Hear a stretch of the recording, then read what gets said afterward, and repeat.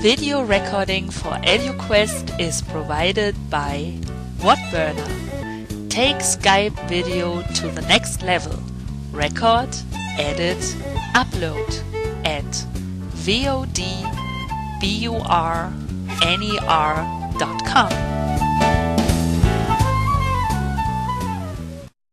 So, hello everybody and welcome EDUKWEST number 49 with a pretty new company. I am happy to have them on as some of the first ones as far as I am informed. They are called Tutorspree.com. And with me is Aaron Harris, one of the co-founders and CEO of the company. So, welcome on EDUKWEST, Aaron. Thank you very much, Kirsten. Pleasure to be here. Let's get right into the product. Could you just briefly describe what is Tutorspree.com and maybe also why do I need it? Sure. So Tutorspree is a marketplace for quality tutoring, and our goal is essentially to bridge the gap between the tutor that parents want for their kids and the one that they can easily find through their word-of-mouth networks. And what we discovered over the last, I don't know, call it 6 to 9 months, we spent a lot of time talking to parents and to tutors and to students, just trying to figure out what their biggest problems with finding a tutor and using a tutor was. And it turned out in every single case it was finding someone great nearby. And so what we did, taking that advice, was we decided, all right, let's build that marketplace. So we went out and we went after educators that wanted to tutor. So every tutor on our site has had experience up in front of a classroom teaching, or they've been very credibly vouched for by an organization that we believe in as a quality, education organization. Right. I have seen when coming on the site, and it's pretty straightforward, pretty clear. Probably that's also one of the concepts and strengths of the site. The tutors are roughly between, I think, $35 an hour and 120 hours. The tutors are therefore free to set their own price, or do you filter by experience, degree, and recommend from your perspective you should take that and that much per hour? So at this point, we're letting the marketplace develop organically, letting the tutors sort of look around at what other people are charging and get a sense then for what they should be charging based on their own qualifications. A couple of interesting things are starting to develop, and we're hoping that this will sort of pick up steam. Sort of the critical piece of the marketplace itself is that it's actually driven by feedback. So there's a little recommended option, and what will start happening as feedback really starts flowing into the system from parents who have used the tutors, and the only way to generate feedback is actually running a lesson through the system, is that the good tutors will kind of rise to the top of the search rankings. So what you'll actually start seeing in individual markets is a range of prices hopefully developed that will develop around who's the best, who's the worst. And we want to help tutors figure that out by supplying them with data around, hey, other math tutors in New York City for 6th grade students are charging $90 an hour. And so that's kind of one of the other big things missing. There's no transparency into the wider tutoring market, and we want to really promote that. Right. So just to point that maybe out again, so you're really specialized on K-12 only, and basically although you are a service on the internet, but the tutor will then not teach his or her students online, but they will, like the classic way, they will go to the student's house. That's exactly right. And again, that's a direct response to what we heard from parents in that the thing they were really looking for was someone to sit with their child and find a great tutor. Okay. So K through 12 is totally our focus. And the interesting thing we're seeing, though, is we're not restricting our tutors from not doing college subjects or things like that. So we're starting to see contact between tutors and students, even at the college level, where people want to get tutored. But, not a focus right now.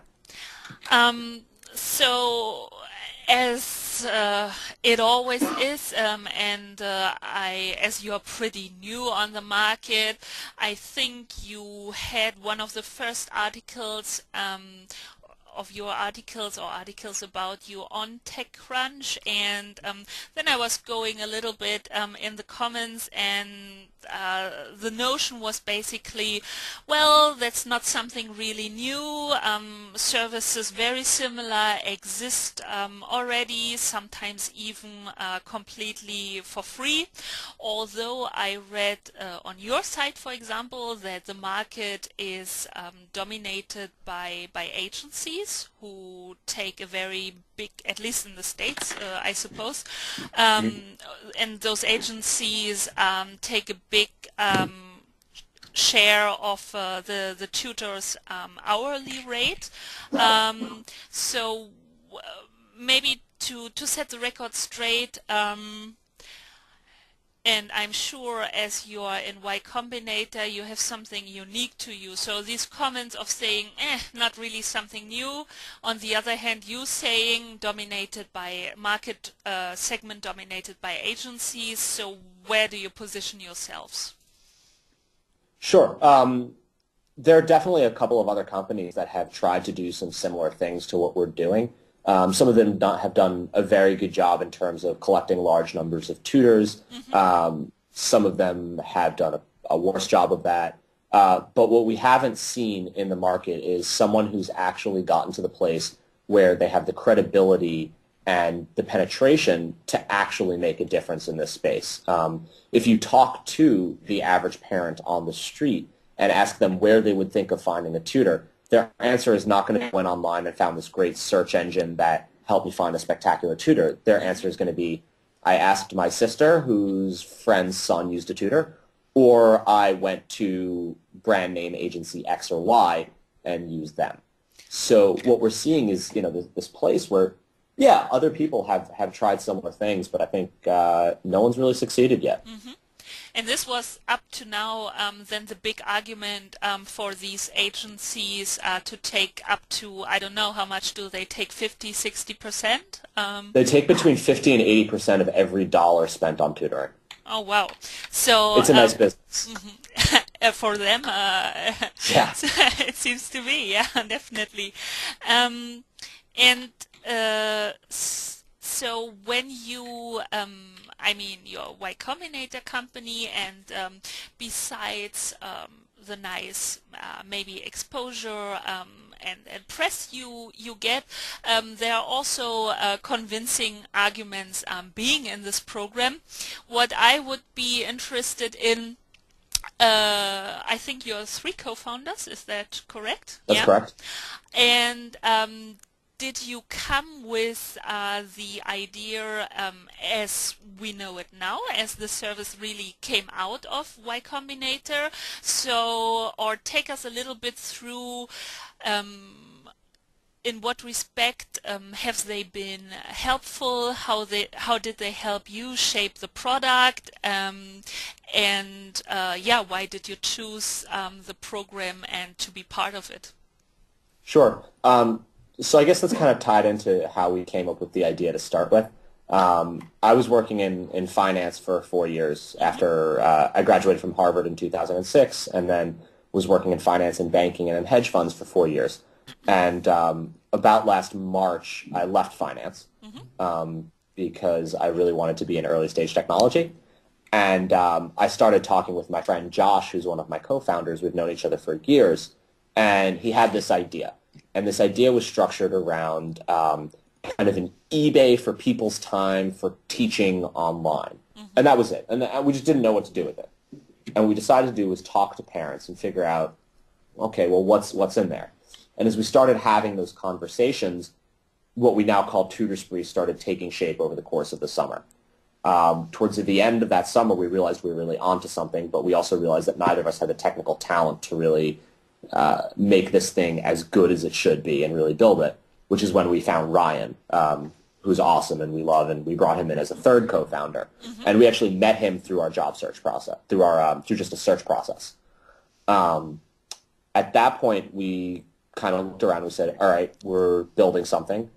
This thing is great, but you know what else is also really cool? Y Combinator. Let's apply. Why not, right? Like they take amazing startups, great people, and they just seem to add some rocket fuel to them and really help them out in great ways. So we kind of threw our hat in the ring, had the interview, flew out for a 10-minute interview. We flew from New York to Mountain View for a 10-minute interview. A little stressful, but the interview itself was just fun for us. Like we had a great time talking to the people there. I mean, the people running this program, the partners, Paul, Harge, Jessica, Trevor, Robert, and Paul Buchheit are awesome.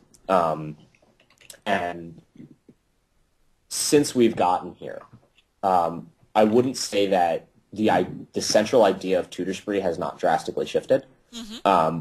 But the focus and the advice that they're able to give us is spectacular. Just the constant feedback and the people we get to meet make us have to be better than we would be otherwise. And that's awesome. Like that is just everyday awesome. What would be interesting to me, and I think my viewers as well, having a project in education, and I mean we see that educational companies and attract more investors, also programs like Y Combinator or 500 startups. However, were you confident in being accepted for the program having something educational? And then maybe second part of the question, with what you think makes you distinct and was really convincing for this amazing group of people to say, yeah, we want Tutorspree in the program? Sure. I don't think we weren't confident that we were going to get in. We thought we had a pretty good shot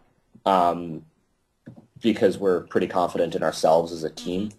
In terms of what sets us apart or what makes us unique to get in, I don't really have an answer for that. It's kind of hard to put a quantifiable number on what it is they're looking for. From what I can tell, they're looking for driven people who are thinking about things, and I think that's the real requirement. And I think they, kind of in that interview between us and them, just something clicked, and they must have liked us. So yeah, and I mean, great. When we compare it a little bit maybe with Dave McClure's 500 Startups, do you also see that some of your fellow companies are also educational? Are you some of the more or less only ones in online education in Y Combinator, or do you think that education itself, may it be technology related or online education, takes on more and more people come with ideas and also succeed in becoming part of such programs? So I'm not so sure about the folks at 500 Startups. I haven't looked much into them, but I guess taking it up a level to just education startups in general and what I'm seeing in terms of talking to people both back in New York where we were and out here in the Valley, there's definitely, I think, an uptick in interest in them and people doing great things. I know I have a couple of friends doing some ed tech things back in New York. Who are part of the TechStars program, which is another wonderful incubator program, and that's awesome. They've teamed up with Startle to really make education a focus there. The Kaufman Foundation has their education startup program also going on right now. So I'd say across the country, there's interesting things going on in education technology. I think it's clear that what's out there isn't ideal. I think there's a lot of great thinking going on about how to fix it, and I don't think anyone's hit, no one's hit the golden egg yet, or the really great thing, but that's why it's kind of great to see all this frisson and this chaos going on of people trying to understand what to do and how to fix it. And then Obama's speech, the president's speech, I guess this past week, about how critical startups are and the combined Right. commitment to education, I think that's going to do great things. I hope it's going to do great things because it's a space that really needs innovation in a lot of different ways. So then coming back to Tutorspree itself, again, when building such a service, what were the features or in the process of developing the site and the service? You already pointed out on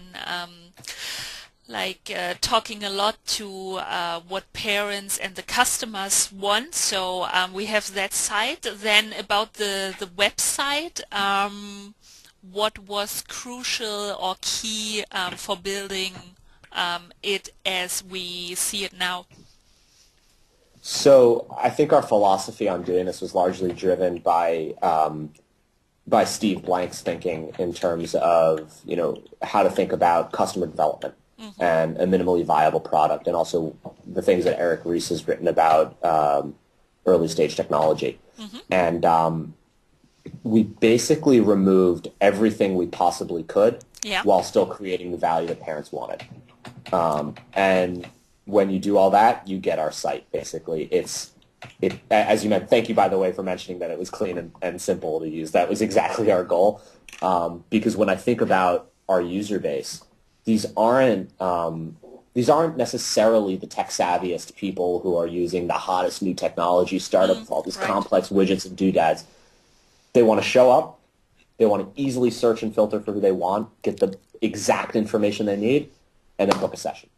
And that's it. Yeah, I think you can if you really want to. I mean, when you come on the site, you look for your location, then probably they either filter by price or by distance, and you come up with a list of tutors or potential tutors, and then that's it, right? So there are maybe 2, maximum 3 steps from coming on the site to then actually booking the tutor they want to. That's great. That's exactly right. That's great. Did you take some inspiration from Airbnb, also Y Combinator company? In our early stages, we definitely looked at their design. We're big fans of, again, the simplicity. Yeah. There are definitely certain elements of our design that echo what they've done. So, yeah, they're But awesome. you really, Really nice guys I would too. say you really succeeded in doing so. So as you said, Thank you. your customer group is not the maybe tech savvy to some extent, but not the people on the forefront of technology driven education or also technology in general. And and I mean, what do you need more? So they want to Right. find the right or the best tutor for their child to fit the needs, and that's it basically. Yeah. It's it's interesting when you look at a lot of the technology products that have been built, and this isn't even on just the web tech thing, but you find a lot of stuff that's been built with a lot of bells and whistles that are really cool, but that in a classic classroom application are just, they leave you scratching your head a little bit as to, why you need all these different things. And so we really wanted to avoid that. Right, not something technology for technology's sake, and then Exactly. okay, that's great. In how much time did you build the product, or let's say from you talking to your co-founder friend about this initial idea to then having launched the product, not finished, but this working version of the product? So I'd say that Josh and I really started talking about it seriously in sometime mid-May, I would imagine, of this past year.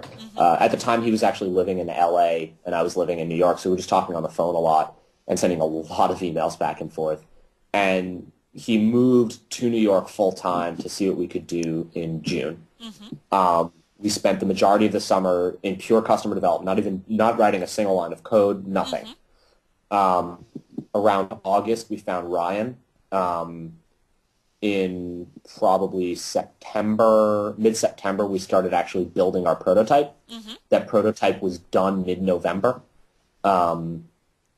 Looked fairly similar to what we have now, but wasn't as good. It was a working prototype, which is exactly what we Mm-hmm. wanted. And now we are where we are, a month and a half later, I guess. 2 months And later.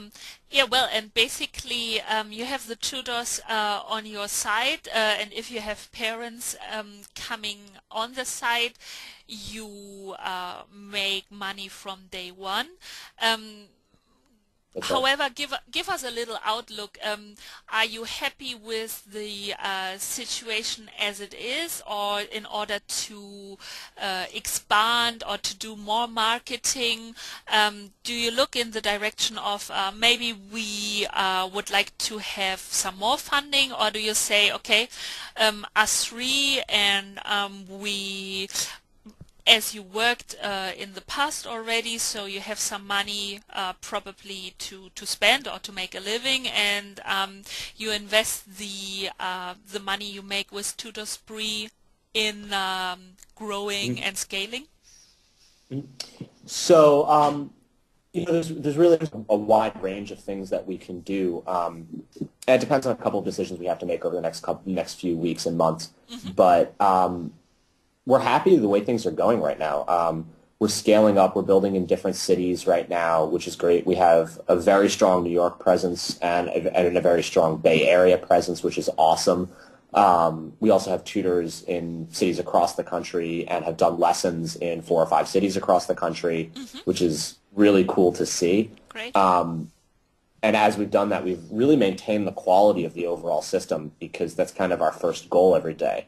The real place where we're focusing, aside from just like that regular build-up, what we're really trying to do now is also work with schools to really help them understand the full scope of the supplementary education going on within their systems. Mm-hmm. We have a pilot started already with a very large high school out here, Mm-hmm.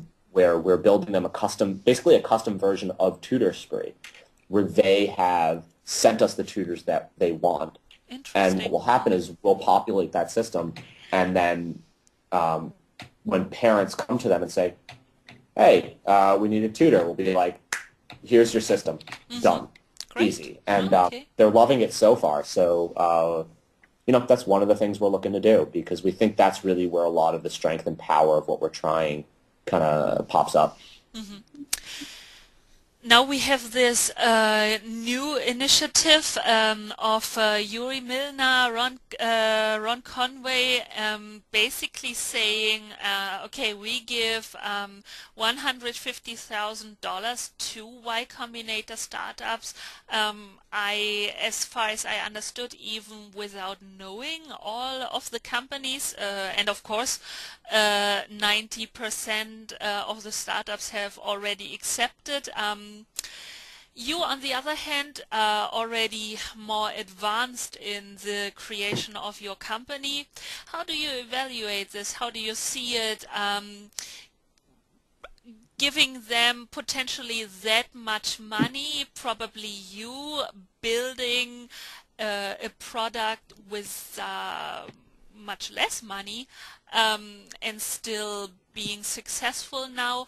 Is 150,000 too much, as I read in most of the comments on this idea and initiative, or do you think it's good for the Y Combinator program in general? Um, so I haven't seen many of the comments saying it's too much, and just speaking generally about it, $150,000 is not going to make or break any startup idea. Um, if that's enough to make you, then maybe I don't really know. Mm-hmm. I think overall it's a very good thing. It's sort of just some more help to give people a little more security in being able to build for a little longer without having to think about fundraising. Concentrate on the product. The Mm-hmm. problem, exactly. And I think from that perspective, it's a wonderful thing for entrepreneurs. And I think it just shows some real forward thinking from Yuri and from Ron. really just doing really interesting things. Mm-hmm. So. Great. Then for my viewers in the States, and a good part of them are educators, how does it work? Can they apply to you on the site? Basically, let's sum this up again in what cities are you and how should they, if they are interested in the service and teaching, how should they contact you? Sure. It's a piece of cake. All they have to do is go to our website. There's a nice big orange button on the top right that says sign up as a tutor. They'll fill out an application. They'll fill out a profile there, and what will then happen is that profile will move into our queue, and then we'll actually review the tutors on a case-by-case basis and determine whether or not they meet our standards. We're taking people from all over the country, while our focus is New York and Bay Area. You know, if they want to sign up, we'd love to have them. And yeah, it's as easy as that. Smooth. So then again, let's say that the website is tutorspree.com. I have to ask about the social media. Where are you active? How and where can people follow you or get in touch? Sure. Well, we have our Twitter account is Tutorspree, which is pretty easy. Our blog is blog.tutorspree.com, which is also linked off our site. You can always reach us at info@tutorspree.com, and we love talking to people. And also, our favorite way to talk to our customers is at the bottom of our website. We have the OLARC widget installed. So all you have to do is click on that and hit chat, and it's usually me. Or Josh is kind of sitting on the other end. But we've had, over the last week, I've talked to people in Rome, in India, St. Louis, Ohio, and Toronto, among other places, who have kind of stopped by the site and wanted to chat. So it's been fun getting to know our users. And apparently the demand to come worldwide and so to come in some of the these countries is then already there as well. Great. So I would say it was a really nice talk. I enjoyed your insights and telling us about Tutorspree. Yeah, please keep me updated when there is something new, when you will release new features and so on. But great first talk, and all the best for your service. Thanks, Kirsten. It was a real pleasure to talk to you, too. Thanks for the interview. Great. So take care and talk soon. Bye-bye. Bye-bye.